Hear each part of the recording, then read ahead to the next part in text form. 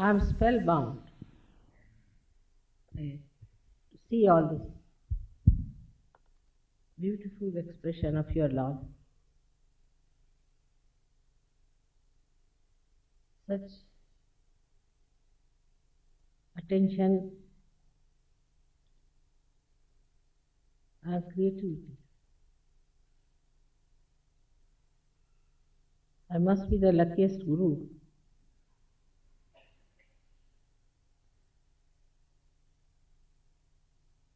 to get the outside nature reproduced here so beautifully.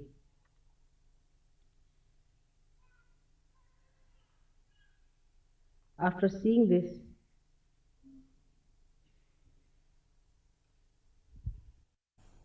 no guru can escape complete melting of his heart.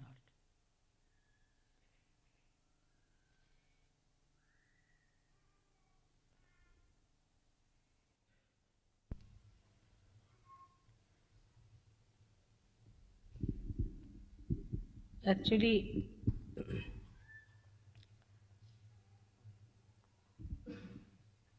my disciples are very clever people.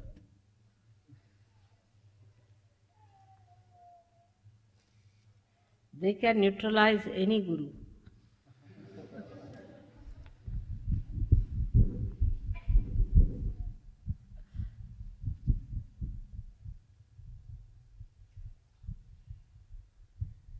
So that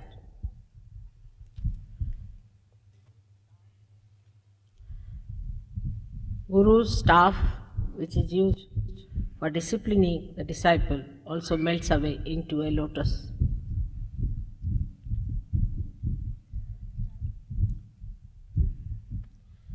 Every time it's such a beautiful surprise to see how Saj Yogis are getting one with the divine. The expression of their joy,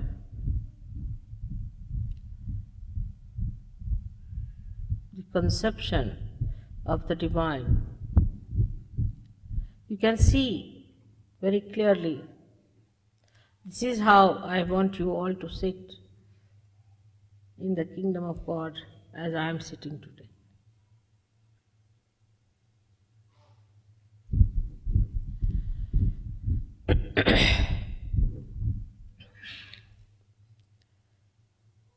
We have to realize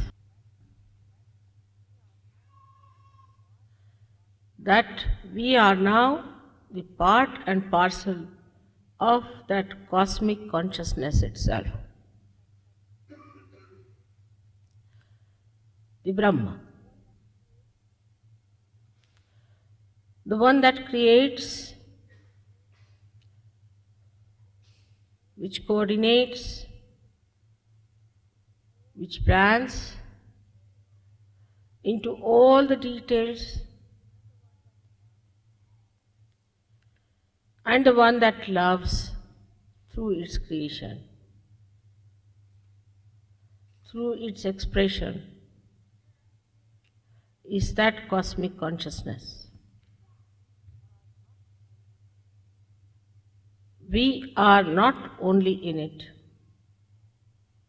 but we can handle it. We can regulate it.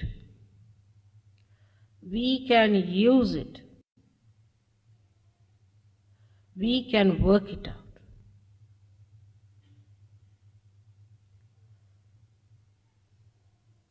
This is the state when we are in. We are the Guru.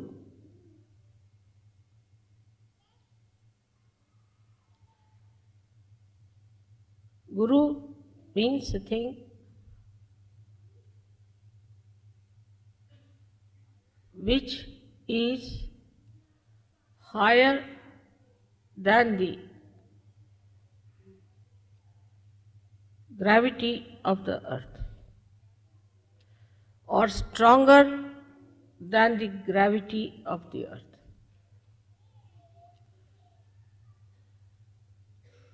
What is the gravity of the earth? Superficially, when we see that, we understand it as a thing that acts on our body to keep us on the ground. Also, there is a load of a big atmosphere on our head, of many elephants standing on our head. Plus, the Mother Earth has the gravity to pull us towards herself. That's on the gross level, we understand the gravity. And on the gross level, also, we sometimes understand the Guru principle.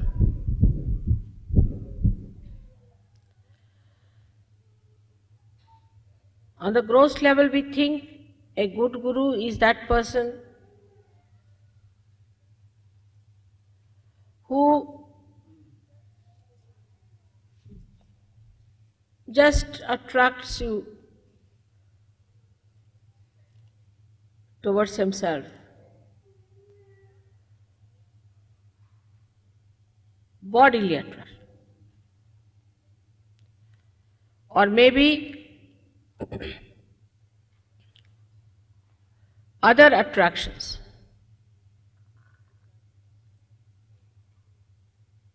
Which are gurus. And that's why people always go to the gurus who are false, who are superficial.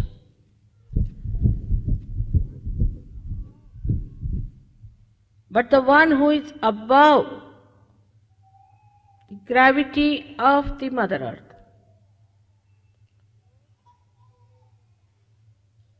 the gross, the subtle, subtler and the subtlest.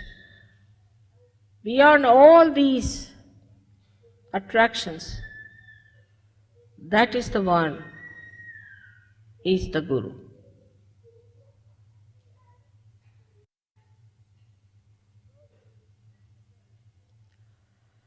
So, in the very gross way, we see that normally people are attracted towards other through the body element.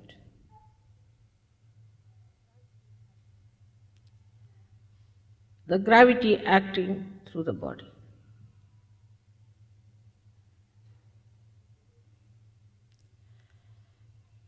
A guru who looks like a cinema actor was very much appreciated. They cannot see the totality of beauty, but just one aspect. The earlier gurus who came as false gurus used to paint their faces even in India. Or they would go to special decorators who would make their hair look like Shankara's jatas,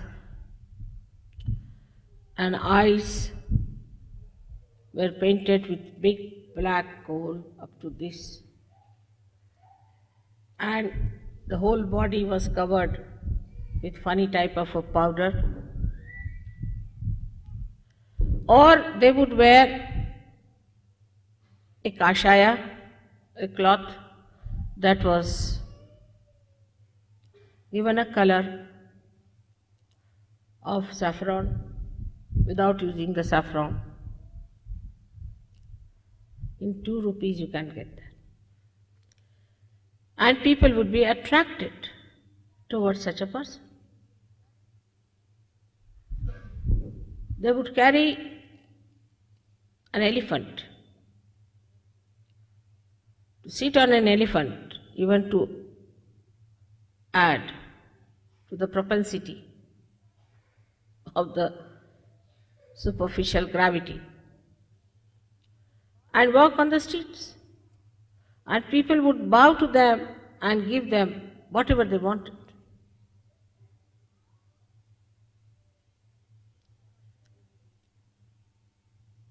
This cannot elevate anyone.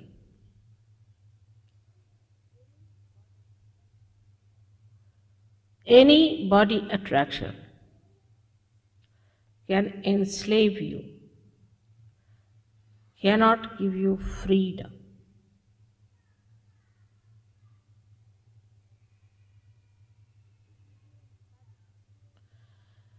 It will give you habits for your body enslavements, and also it will enslave you to your guru. If he knows how to keep attractive in various ways.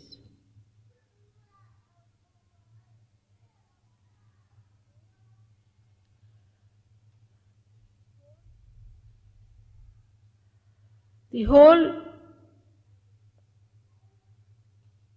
understanding of the cosmic consciousness can be put in one little sentence, that it cannot be attracted by the gravity of any stars, earth, moon or sun.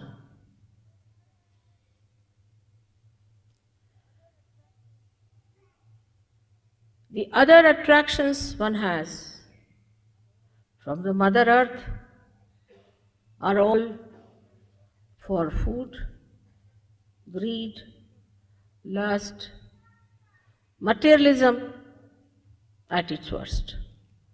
It comes from matter. All that comes from matter.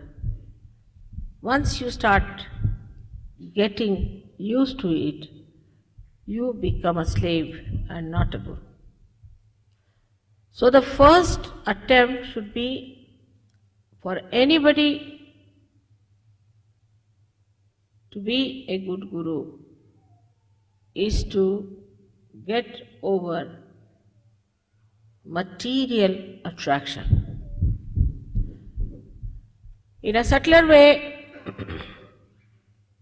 we can see it happens like this. A lady or a gentleman buys an ashram in Sahaja. And the Sahajogis start living in that ashram.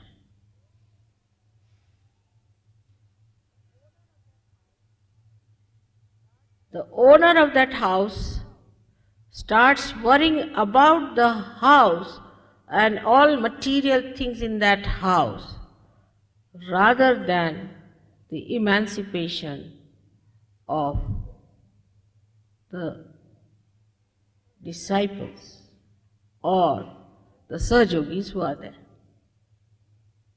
The whole attention is towards the material upkeep of the house and not towards the emancipation of the Sahajogis who are supposed to rise into the cosmic consciousness. And such a person, if he starts believing that he is the guru, or in any way, even a Sahajogi, he is sadly mistaken. Where is your attention is the point. If you are the guru, where is your attention? If your attention is on the correction and the nourishment of yourself and of others, then you are first of all the Sahajogi.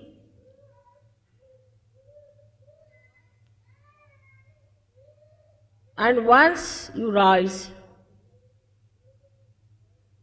above the gravitational force of materialism, then you could be called as the Guru.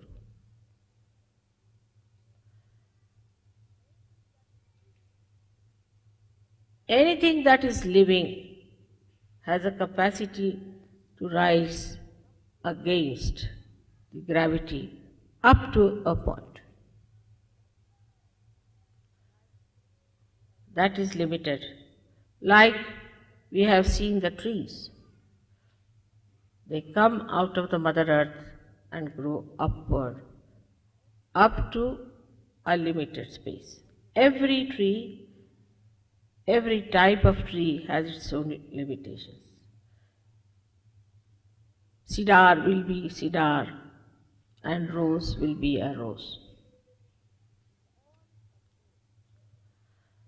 Is all controlled by the gravitational force. But there is one thing which rises against the gravitational force, which has no limits, and that is your Kundalini. It cannot be controlled by the gravitational force unless and until you want it to be controlled.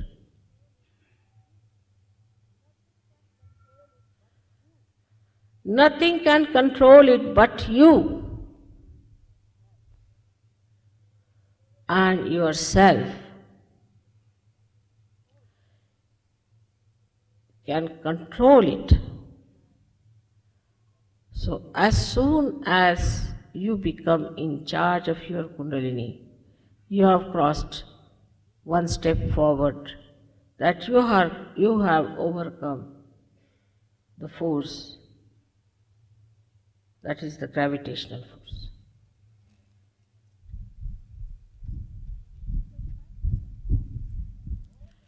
Then the cycle of all the 5 elements is bound together.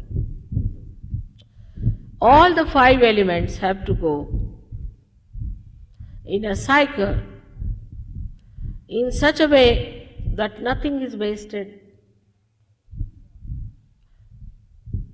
nothing is spoiled, everything is organized.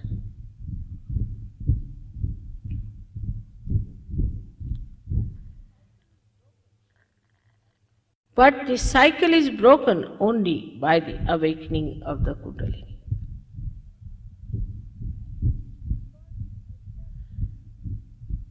Because you enter into the highest of highest, which is the cosmic consciousness, which you know how to regulate yourself.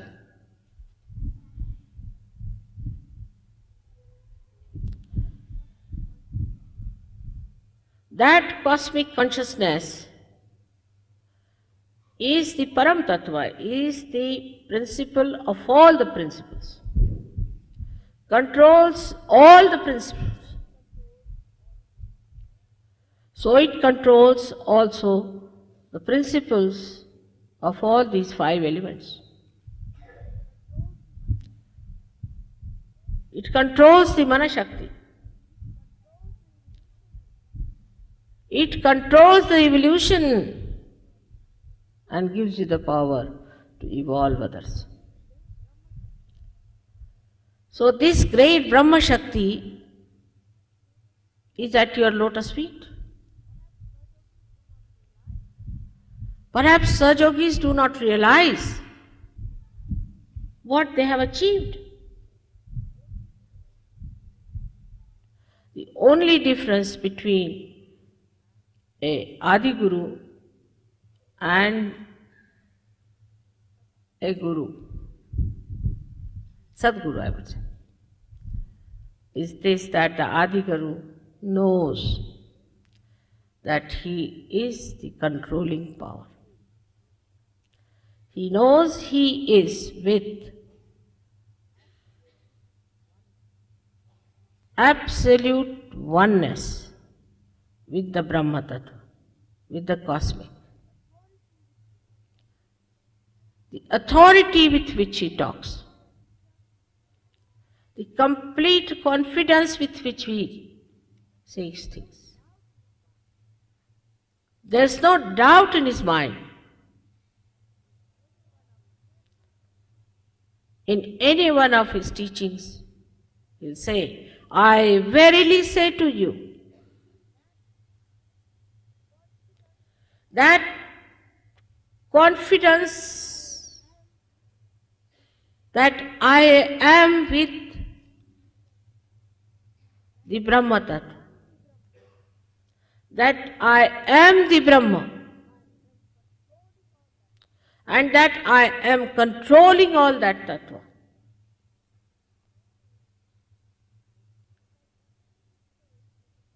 makes him a prophet. Because whatever he says, prophesizes, is the truth. Whatever he says about the past is the truth. And he knows that. He has no doubts.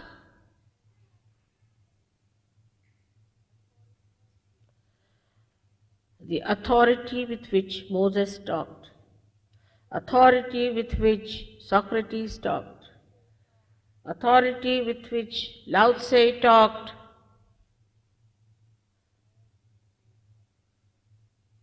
all these great Adi-Gurus, from Adinath to Sainath,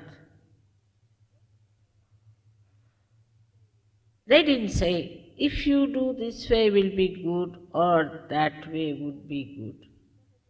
No, this is what it is, you better do it.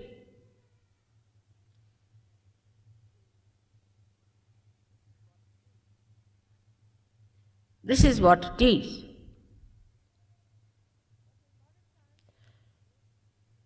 But in modern times, those gurus may not work out. That's why a mother had to come.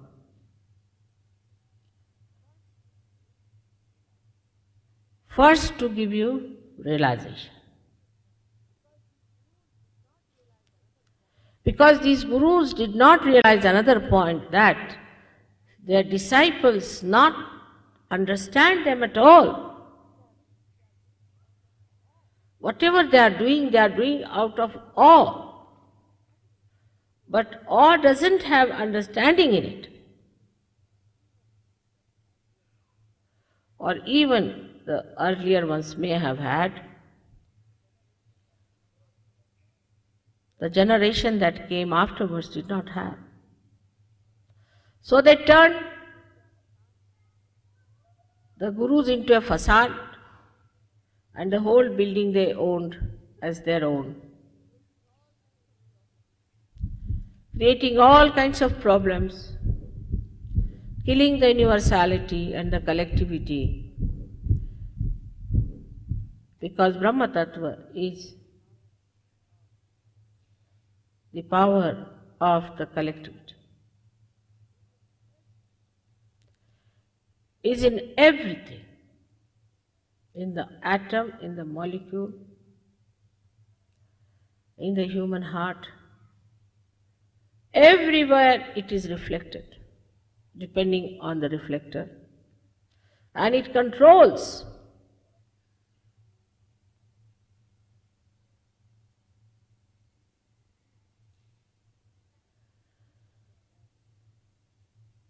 this understanding they had.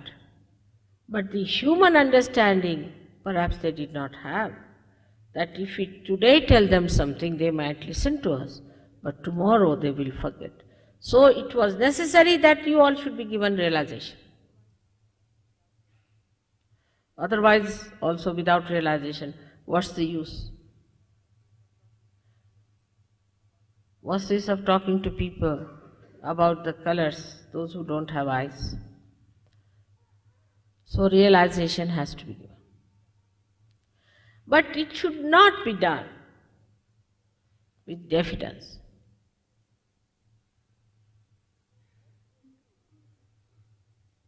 When a guru does not feel vibrations properly, he becomes diffident about giving realization. But even when he feels it clearly, he will not say things with authority. Authority by any chance does not mean aggressiveness.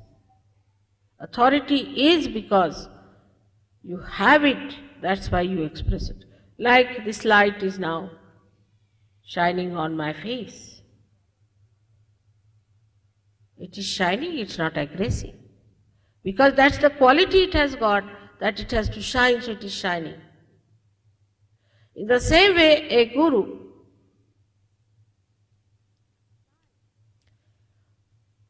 shines before the disciples.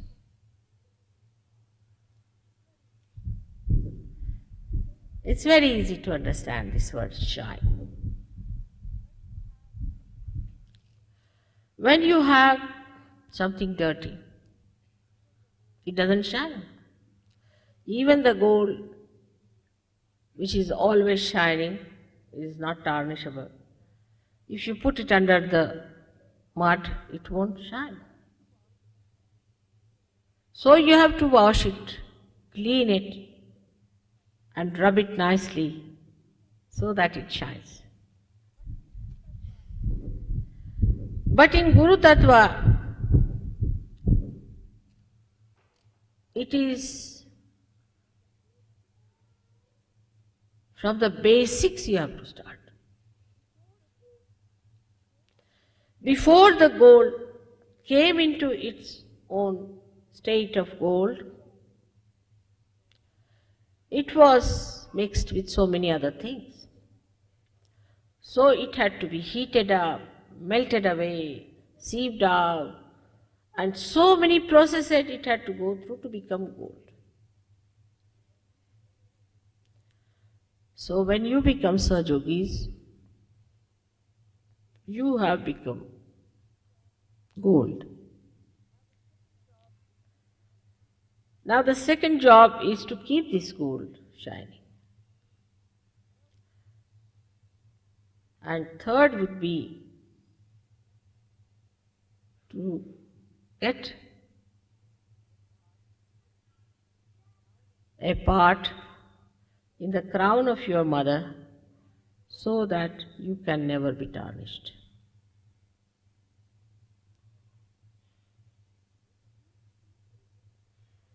Into these three stages one has to go.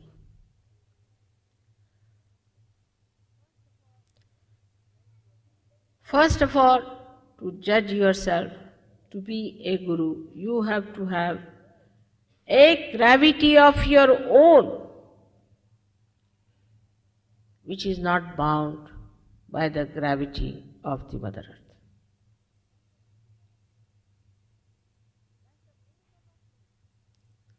That's the minimum of minimum.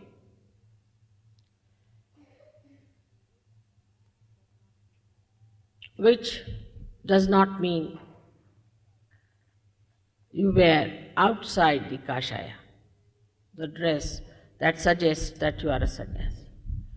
But from inside, you should be a sannyasi. Now a sannyasi who is inside a sannyasi will have a big bank balance maybe, but will know nothing about it. Will be very indifferent and any day willing to part with it. A sannyasi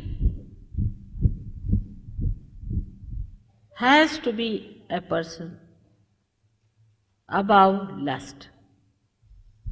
Should not know what is a lust is.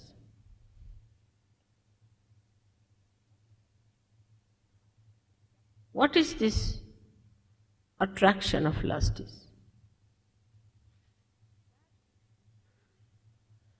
That through his Kundalini and Muladhara, he can achieve it. Because now you have a capacity to rise above the gravity. You have got that power now to rise above this lust business.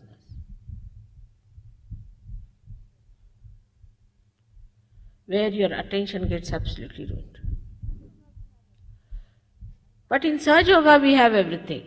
Like on Indian streets you'll find the most modern car, a Rolls Royce, Mercedes, as well as you can find a bullock cart and also lots of cows and buffaloes, everything there. In the same way I think in Sahaja Yoga we have all kinds. We have some people who are very great.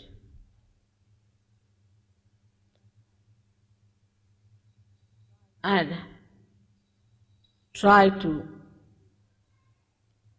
achieve a state of untarnishability. Put their attention to it, work it out. But we also have people who are absolutely useless things, just hanging on to Sahaja Yoga, to use Sahaja Yoga for their own popularity maybe, for their own gains. I don't know for what.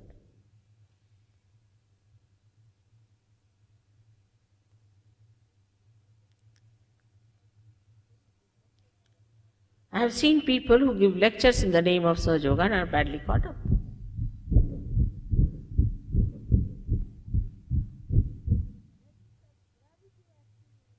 There is that gravity acting in you, remember that. The gravity of the Mother Earth. Some sort of a gravity which should be located. But some of them are nothing but worms. They cannot go higher. And the outsiders see those worms only and try to say that Sahaja Yoga is no good.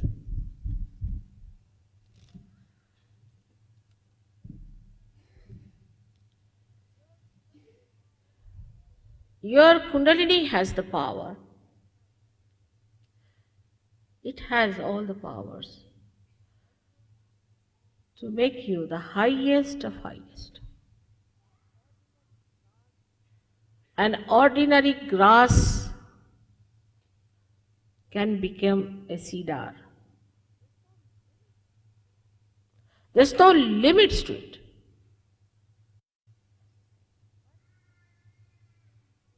But you must have confidence in yourself and confidence in Sahaja Yoga. If you don't have confidence in yourself or in Sahaja Yoga, nothing can work it out. But the highest of all is the sincerity which nobody can instill in you.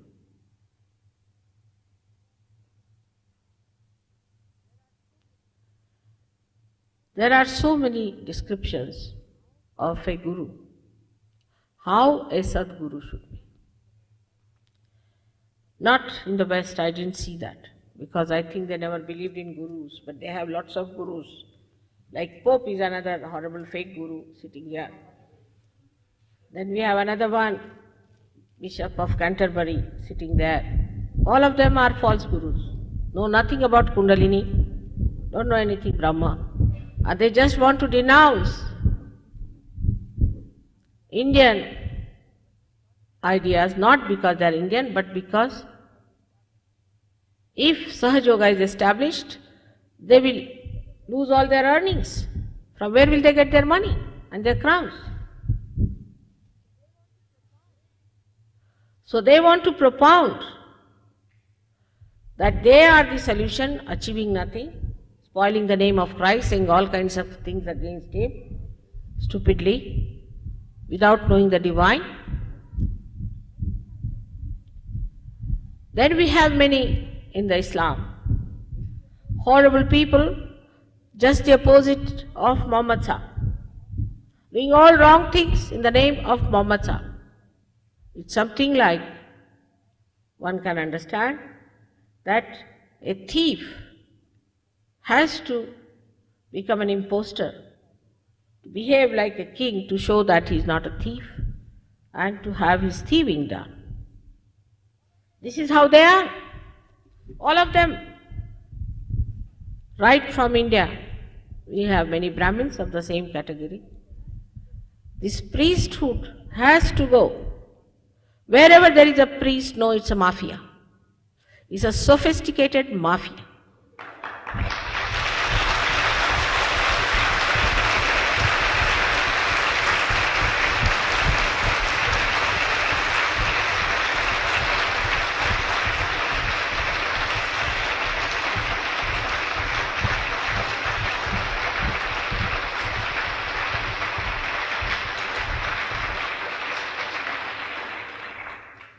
No Sahaj Yogi Guru is going to take any money, nor anybody is going to bow to them. nor they are going to take any kind of special attention.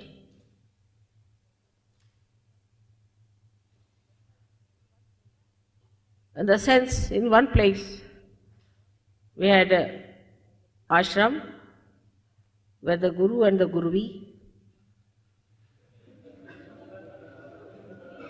became very important, and the Guruvi wanted her tea to be sent on her bed with a proper table, and she became a mini Mataji or a greater Mataji, because I don't demand many things which she demanded.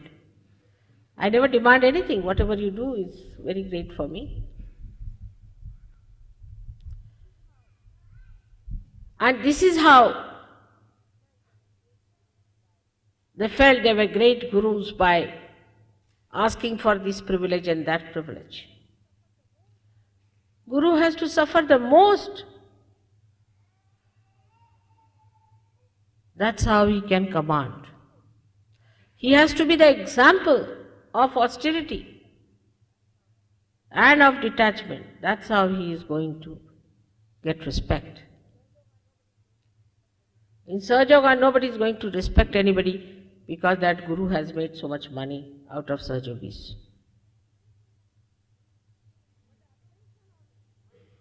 But the attention on money itself of Sahajogis itself is suggestive that they are not Sahajogis. For example, when you wanted to collect money, I never asked for a house or anything. The idea came from some Sahajogis, there should be a house for me. Who can house me? Just think of it. Is it possible? Is it possible to house me? Not possible. So with a purpose and with my name, we could have something done in the heart of the universe, where everybody is sleeping practically.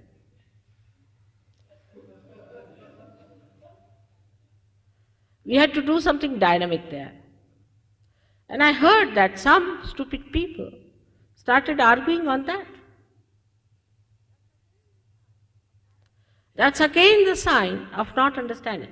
If Mother has said yes, she would not do it for no reason.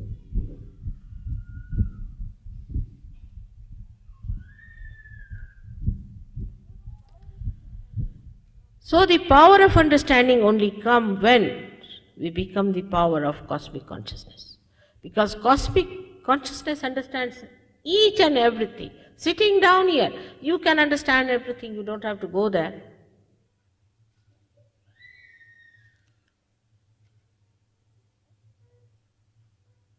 Everything. And because your mother is a Mahamaya, it may not show, but it will expose one day. So you have to depend on that part of Sahaja Yoga, that it is a Mahamaya's job. So we should not get disturbed or upset. It will show.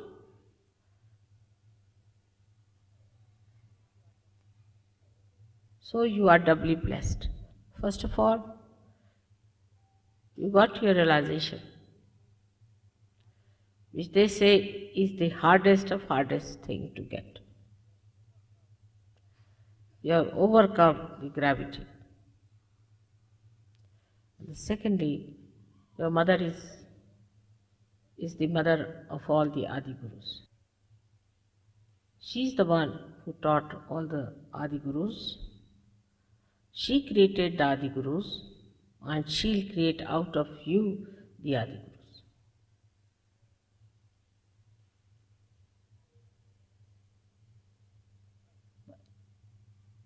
But the quality has to be of gold. The Guru has to himself accept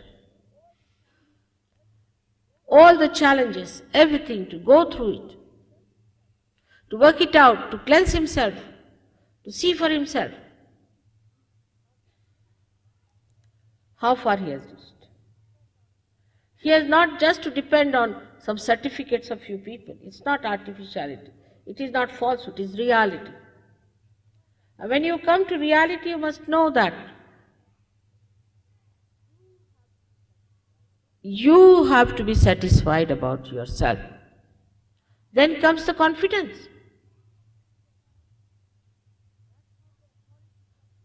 That's how the authority comes in. That you are sure of yourself that whatever you are doing is the reality. Reality and nothing else.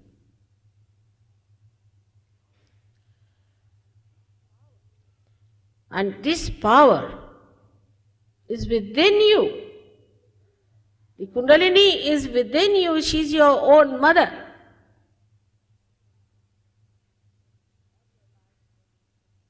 All your life you have wasted in doing all kinds of things. People have gone into lots of penances, doing anti-culture great jobs of ruining themselves and destroying themselves. What did they get? Then they started another sort. They are busy now with another trip. And they'll be busy tomorrow with another trip. But whatever they do stupid, they do it so seriously. That's the most surprising thing is. Into all the details, Nothing should be missing. The complete stupidity must be achieved with full sincerity.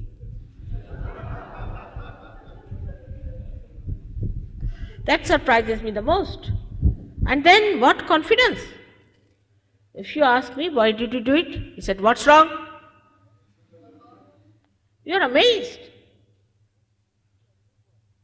There should be a new word rather than bumptiousness for this kind of thing. That you cut your nose, and when the doctor asks you, why did you cut it, is what's wrong? I've done it well, better than you could do. This is how human nature is. That's stupid. But when it comes to reality, how are you? Devastatingly, we work out our destruction, our construction, and our ascent. Do we do it that assiduously, with that caution, with that care, with that detailed understanding?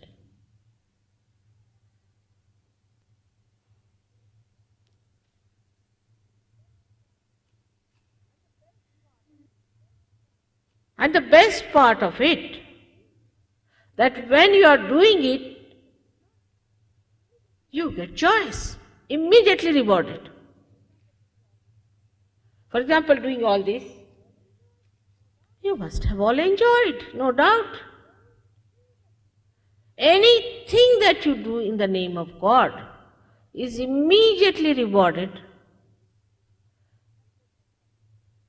The subtlest of subtle in the form of joy, and grossest of grossest in the form of all kinds of things.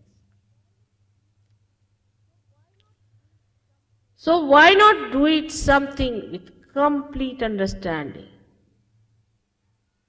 meticulously, carefully? Why not? With full attention and concentration. Because the reward is joy. Ultimately, what do we seek is nothing but joy.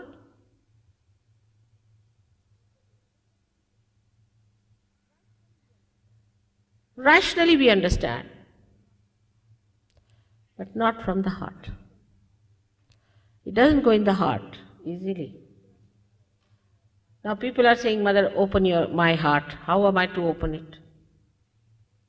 Just tell me.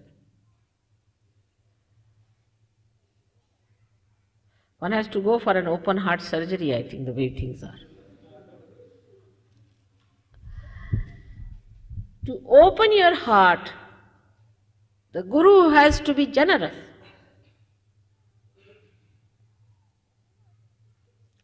Whatever these other gurus are doing, just opposite of that.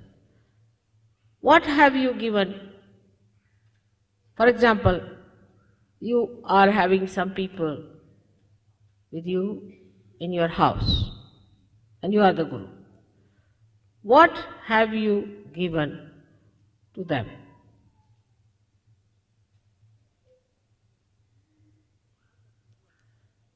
On material level, let us see. Then on physical level, have you ever massaged their head? I have massaged so many people's head. At least 50% of you had that.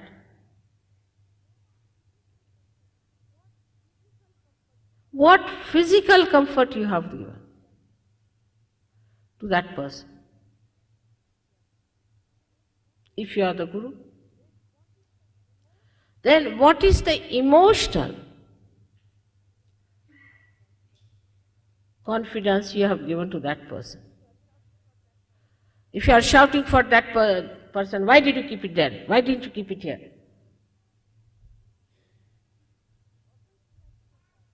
Also, it is vice versa among human beings. If you try to be nice to somebody, that person becomes ego-oriented. Dangerous stuff, you know. You are nice to somebody, you are kind to that person, you give him some money or you give him something. Then they say ego comes in that person. I'm surprised sometimes. How can it be? But it happens. I mean, I have been victim of such a nonsense. That people had to say, Mother, you spoiled that person.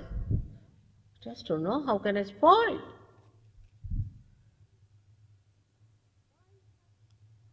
Why it happens? Because human beings have another great quality, that they cannot understand that anybody can care for them, because they cannot care for anyone. Anybody cares for them, they become egoistical.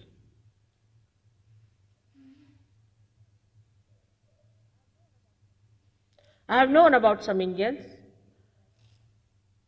who went abroad, and people thought Indians have come as if Adi Gurus have come. They can be worse than you people, and are, no doubt. And then you start worshipping them as Indians. And then you understand that this is just a donkey from India you have brought, which is kicking you all the time. The image of that Indian goodness is not there. Because of this problem, the Guru finds it impossible how to deal with the disciples.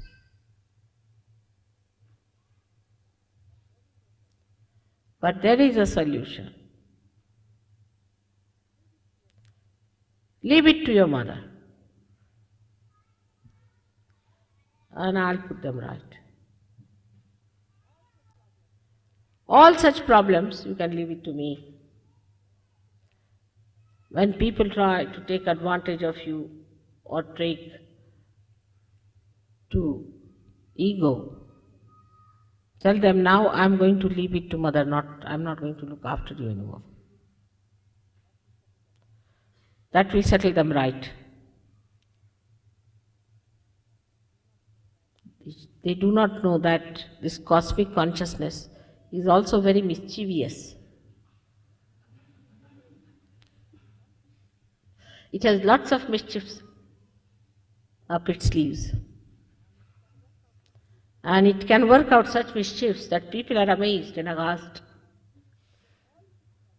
So all such problems, if you cannot deal, you can leave it to me.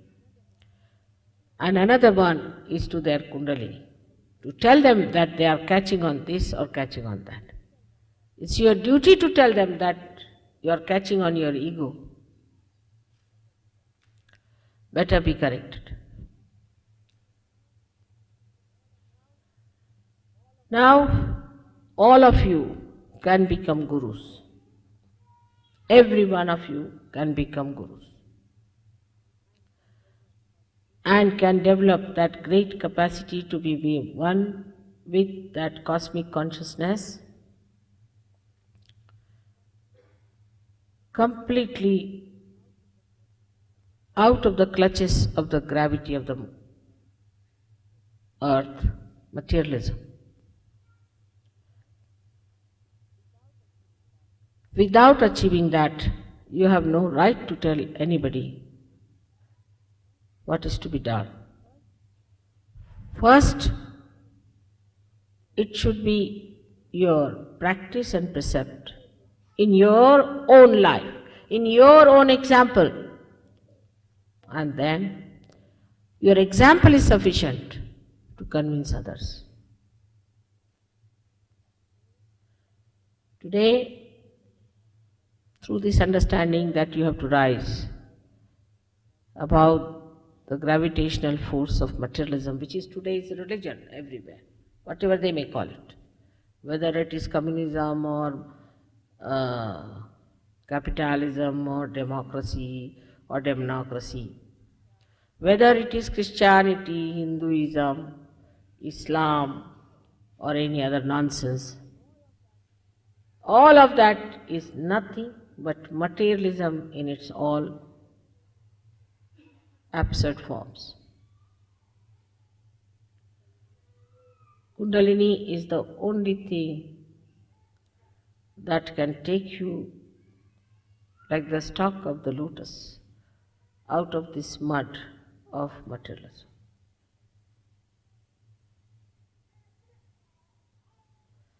And that is what one has to achieve, especially in the West.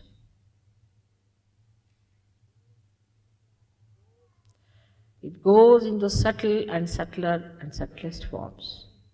So be on the lookout, and ultimately it expresses itself as ego.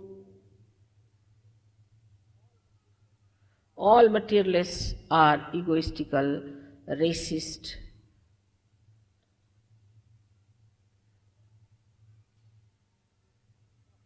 they are robbers and plunderers.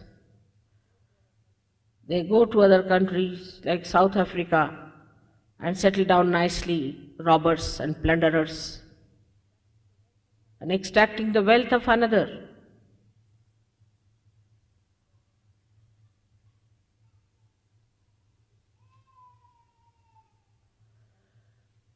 All this can become very sophisticated and beautified.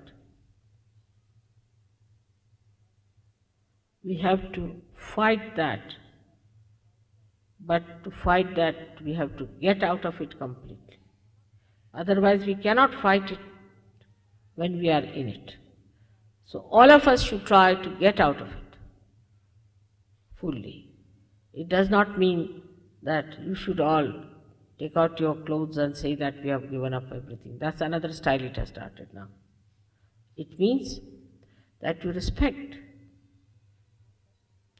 all that is beautiful. You respect all that is good.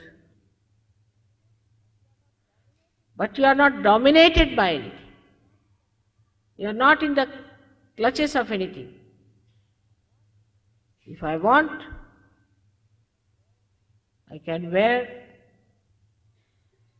a gold chain, otherwise nothing. Doesn't bother. I don't care. That should be the attitude. If I have, or if I have to, I will. Nothing can dominate me. Nothing can give me status. I stand on my own status and on my position and on my authority, because I am that pure consciousness.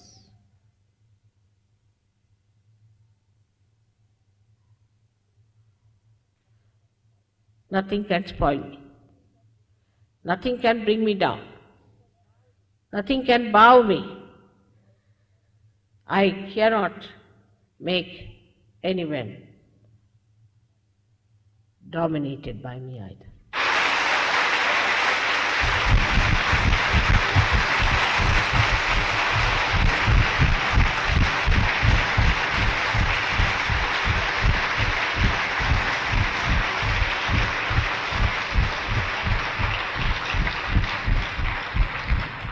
There's a beautiful saying of Adi Shankaracharya, Tat Nishkala,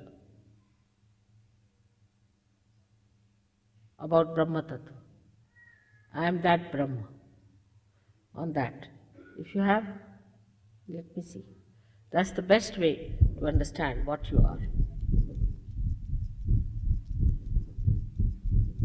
Just bring it. Very famous. Have you got it? No, not that. Another. Just bring it. Have you got the book? Bring the book to Srimataji.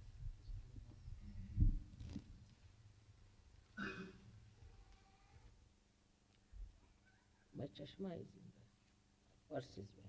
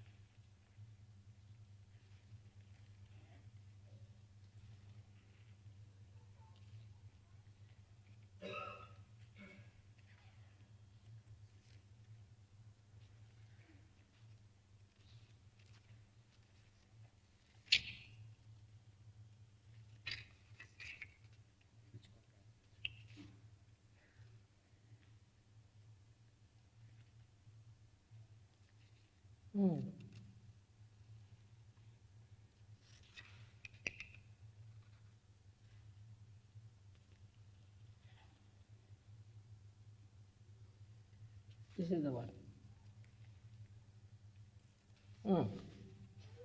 Nirvana should come. This one is the one. You just read it in English language. I don't need to just.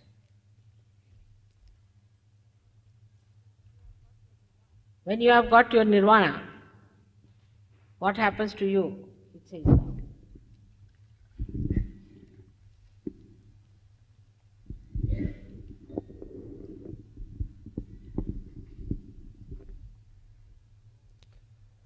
Home.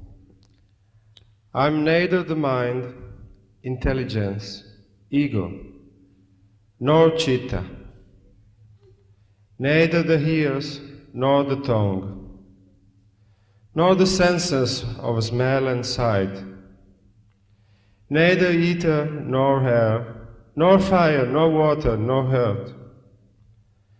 I am eternal bliss and awareness. I'm Shiva, I'm Shiva. I'm neither the prana, nor the 5 vital breaths, neither the 7 elements of the body, nor its 5 seats, nor hands, nor feet, nor tongue, nor other organs of action. I'm eternal bliss and awareness. I'm Shiva, I'm Shiva. Neither greed nor delusion, loathing nor liking have I. Nothing of pride or ego, of dharma or liberation, neither desire of the mind, nor object for its desiring. I'm eternal bliss and awareness. I'm Shiva, I'm Shiva.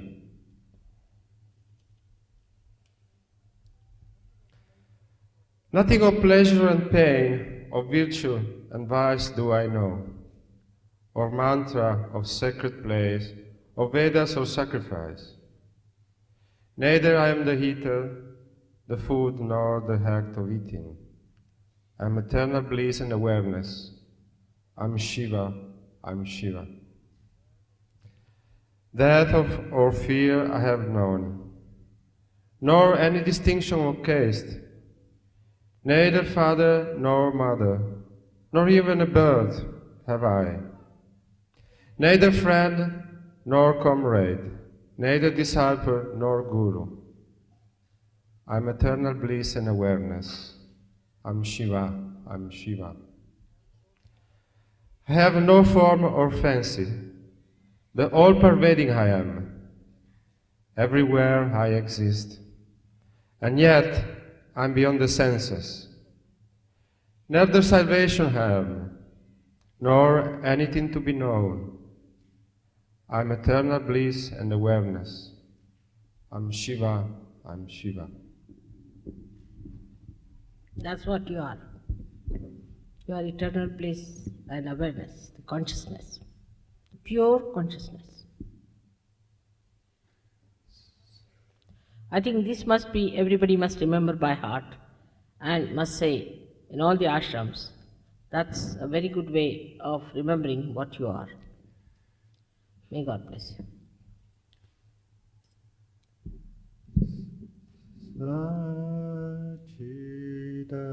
Satchidananda Upa Shivoham Shivoham Satchidananda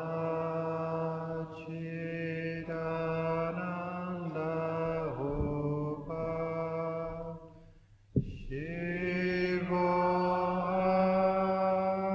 Shivoham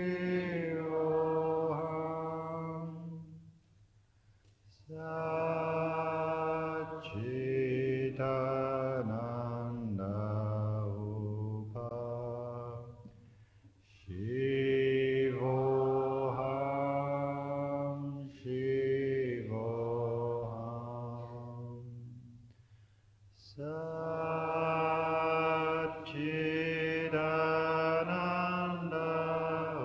Upa Shivoham Shivoham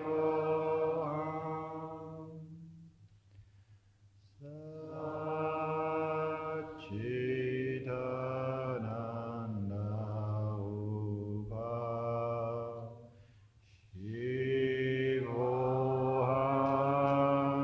Shivoham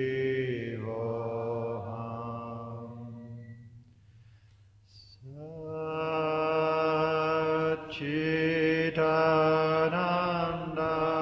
Upa Shivoham Shivoham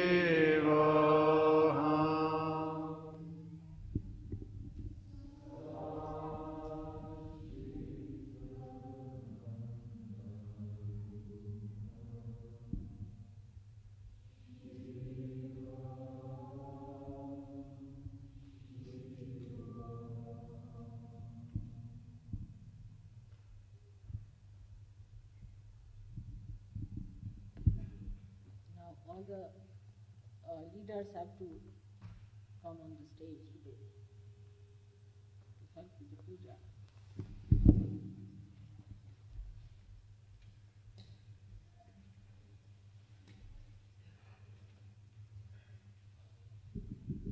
Yesterday I could not take the name of all the leaders who were very good, who have come very recently and are doing great work. Like persons like Javier, I would say, he's being appointed only a few months back in Milano and he's doing such a good work. And there are other people, say in Venice, and also we see that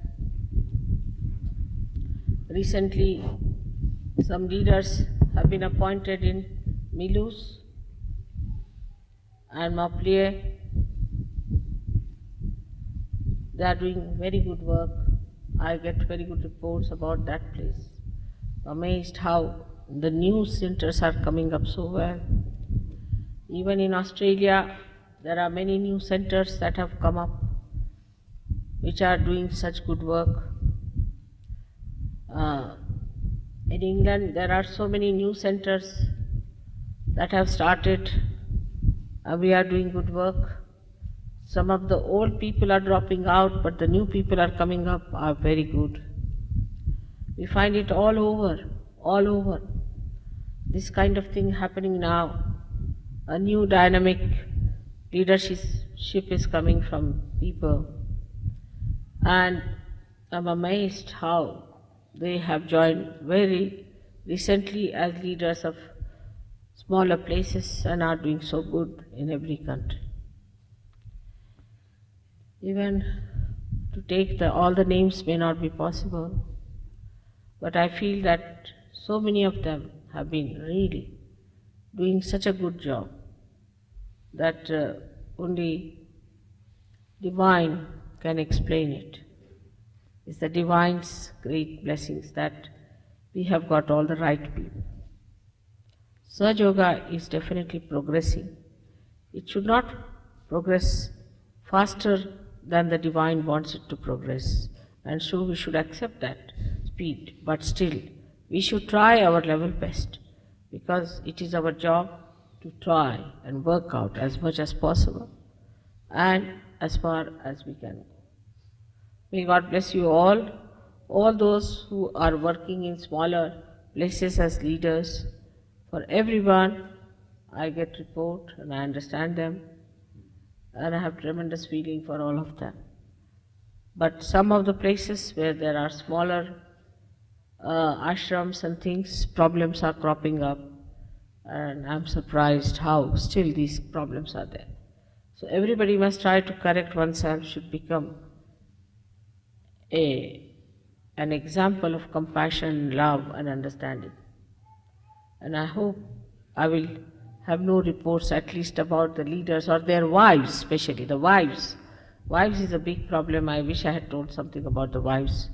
Maybe this evening I might be able to speak about the wives of the leaders. I have been speaking about them all the time. So the wives have a greater responsibility because they are the source of compassion and not of disciplining. They are the source of joy and not of controlling. They are the source of motherliness and not guruness. So they have to be very different personalities. Instead of that, they think we are Guru's wives, so we can do what we like. We can dominate people and shout at people and can arrange everything ourselves. No, they have to be completely on the background. And for that I can mention so many of them are very good wives who have shown great understanding of their role as Surge Yoginis.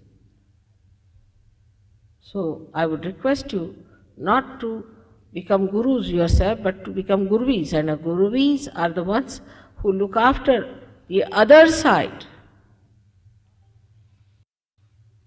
of the guru, which may be neglected